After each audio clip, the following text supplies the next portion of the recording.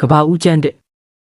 အစအဦး၌ဖျားသခင်သည်ကောင်းကင်နှင့်မြေကြီးကိုဖန်ဆင်းတော်မူ၏နှင့်မြေကြီးသည်အစင်းတဏ္ဍမရှိလွတ်လပ်လာဟာဖြစ်၏နက်နဲရာအရက်ကိုမှောင်မိုက်ဖုံးလွှမ်းဖျားသခင်ဝိညာဉ်တော်သည်ရေမျက်နှာပြင်ပေါ်မှလှုပ်ရှားတော်မူ၏သုံးဖျားသခင်ကလည်းအလင်းဖြစ်စေဟုအမိန့်တော်ရှိ၍အလင်းဖြစ်လေ၏လေးထိုအလင်းကောင်းသည်ကိုဖျားသခင်မြင်အလင်းနှင့်မှောင်မိုက်ကိုပိုင်းခြားခွဲထားတော်မူ၏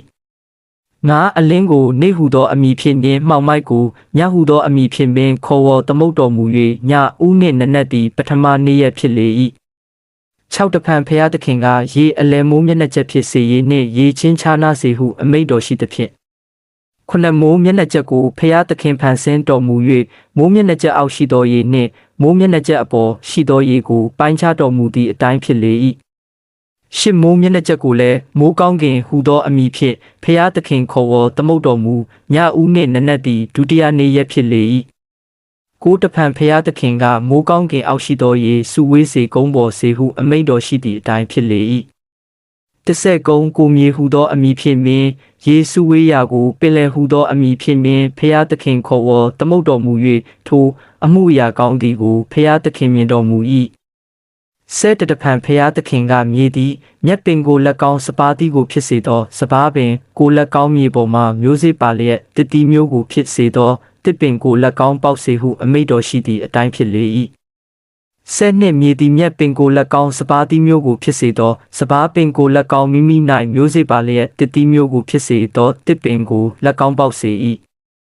ဆဲသုံးထိုအမှုရာကောင်းသည်ကိုဖျားသခင်မြင်တော်မူ၍ညဦးနှင့်နနက်သည်တတိယနေ့ရက်ဖြစ်လေ၏ဆဲလေးတဖန်ဖျားသခင်ကနေ့နှင့်ညကိုပိုင်းခြားစေခြင်းကမိုးကောင်းကင်မျက်နှာကျက်၌အလင်းအိမ်တီးစေနမိတ်လက္ခဏာချင်းချက်သောအချိန်နေ့ရက်အပိုင်းခြားနှင့်အပိုင်းခြားဖို့ဖြစ်စေဆဲငါမိုးကောင်းကင်မျက်နှာကျက်တည်၍မြေကြီးလင်းစရာအလင်းအိမ်ဖြစ်စေဟုအမိန့်တော်ရှိသည့်အတိုင်းဖြစ်လေ၏ဆဲ6ထိုသို့ဖျားသခင်သည်အလင်းအိမ်ကြီးနှလုံးထဲဟူသောနေ့ကိုအုပ်ဆိုးရသောအကြီးတစ်လုံးများကိုအုပ်ဆိုးရသောအငယ်တစ်လုံးနှင့်တကွကျဲများတို့ကိုဖန်ဆင်းတော်မူပြီးလျင်ဆဲ9မြေကြီး၌လင်းစေခြင်းကလက်ကောင်းနေနှင့်ညကိုအုပ်ဆိုးအလင်းနှင့်မှောင်မိုက်ကိုပိုင်းခြားစေခြင်းကလက်ကောင်းမောက်ကောင်းကင်မျက်နှာကျက်၌ဖျားသခင်ထားတော်မူ၏ဆဲ8ထိုအမှုအရာကောင်းသည်ကိုဖျားသခင်မြင်တော်မူ၍ဆဲ9ညဦးနှင့်နနက်သည်စတုထနေ့ရက်ဖြစ်လေ၏နှစ်ဆက်တဖန်ဖျားသခင်ကအသက်ရှင်၍လှုပ်ရှားတတ်သောတိရစ္ဆာန်တို့ကိုရေသည်များပြားစွာမွေးပွားစေငှက်တို့လည်းမြေပေါ်မိုးကောင်းကင်မျက်နှာကျက်ပြင်းဝဲပြန်စေဟုအမိန့်တော်ရှိ၏နှစ်ဆက်တထိုးတို့လျင်ရေသည်တိရစ္ဆာန်မျိုးအလိုက်များပြားစွာမွေးပွား၍ငါးကြီးအစရှိသောအသက်ရှင်၍လှုပ်ရှားတတ်သောတိရစ္ဆာန်အပေါင်းတို့ကိုလက်ကောင်းပြန်တတ်သောငှက်မျိုးအပေါင်းတို့ကိုလက်ကောင်းဖျားသခင်ဖန်ဆင်း၍ထိုအမှုရာကောင်းသည်ကိုမြင်တော်မူ၏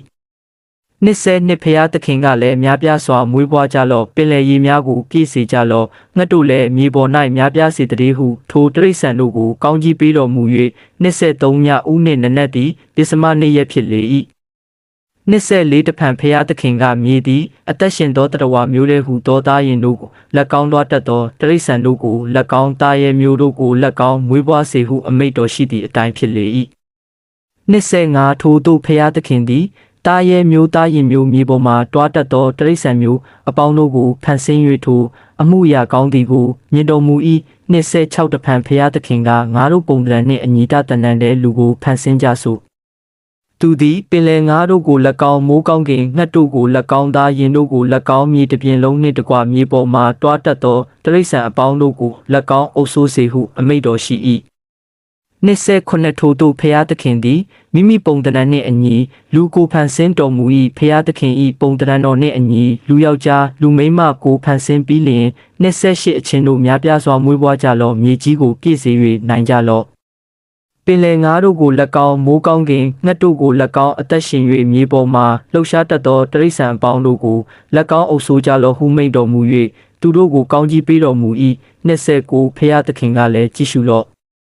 မြေတစ်ပြင်လုံး၌စပါးသီးကိုဖြစ်စေသောစပါးပင်အမျိုးမျိုးတို့ကိုလက်ကောင်းမျိုးစေ့ကိုဖြစ်စေသောအသီးနှင့်ပြည့်စုံသောတစ်ပင်အမျိုးမျိုးတို့ကိုလက်ကောင်းတင်တို့စားเสียဖို့ငါပေး